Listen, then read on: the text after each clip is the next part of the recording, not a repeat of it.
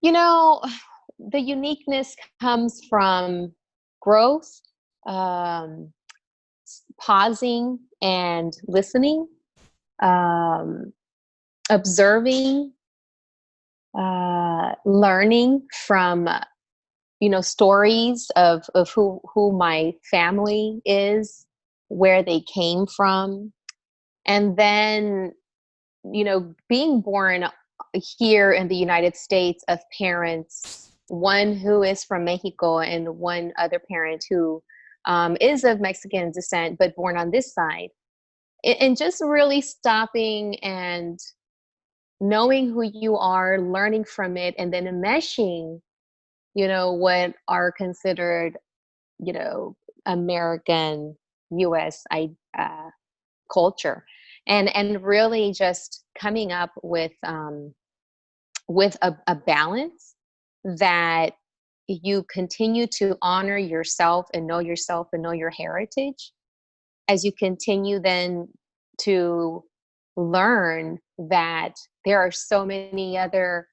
groups and people and nationalities that have their stories and that have their heritage, and then coming together and finding those commonalities. Being a mom, a shiro comes in many forms, and now one of my roles is being a mom, and to then being a springboard for my own girls. My parents were a springboard for me to get me where I'm at. Now, as I am this springboard for my girls, my support and my dreams for them is to just be there for their dreams and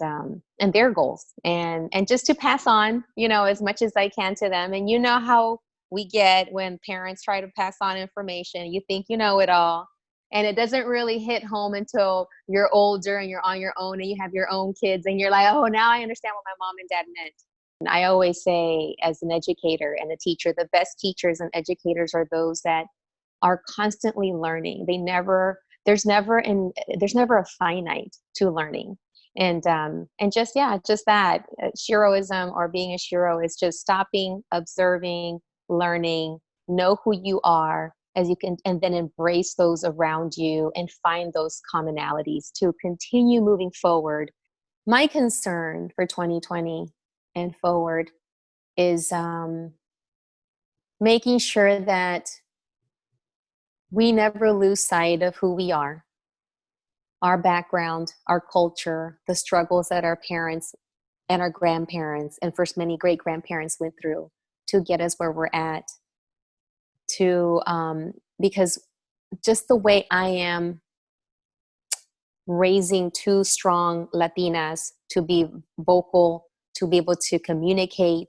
to get the best education they can, to be the best whatever they choose to be, and to be happy. Somewhere,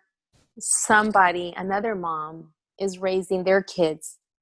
to not accept my girls, to say that my girls don't belong, or my girls shouldn't speak a certain language, shouldn't speak Spanish. So somewhere there's another family that's doing the opposite of me. And us as Latinas, we have to make sure, whether you're a mom, a grandma, a madrina, a godmother, an auntie, a tia, a babysitter, maybe a nanny or whatever, that cares for young Latinitas and Latinos, little boys, that we continue to make sure that we remind them of the greatness that they come from,